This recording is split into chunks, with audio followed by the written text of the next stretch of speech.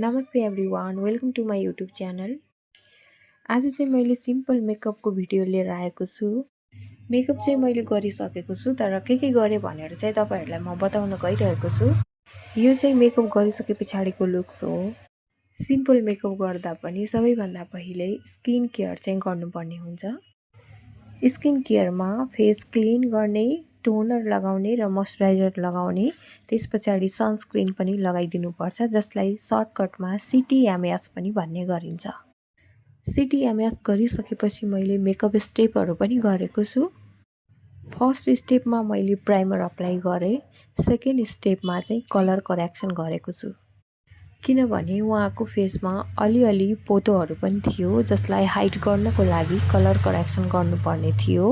So मैले colour correction पनि गरेको छु। उहाँलाई फेरि नेचुरल टाइपको सिम्पल मेकअप नै चाहिएको थियो। उहाँले अलिअलि पोतो छोपिए पनि हुन्छ भन्नुभएको थियो, तर बाक्लो लेयर चाहिँ मलाई चाहिँदैन भन्नुभएको थियो। चाया पोतो हाइड गर्नको लागि ओरेन्ज कन्सिलर नै चाहिन्छ, तर उहाँलाई धेरै लेयरहरु नचाहिएको भएर मैले चाहिँ पीच कलरको कलर करेक्सनले पोतो हाइड गर्ने कोसिस गरेको छु। उहाँको फेसमा चाहिँ पोतो चाहिँ लगभग 80% जति चाहिँ छोपिसकेको छ है। हेर्न सक्नुहुनेछ, यो चाहिँ उहाँको फाइनल लुक। कस्टमर सेटिस्फाईको लागि कस्टमरको इन्ट्रेस्टको अकर्डिङ नै काम गर्नुपर्ने हुन्छ।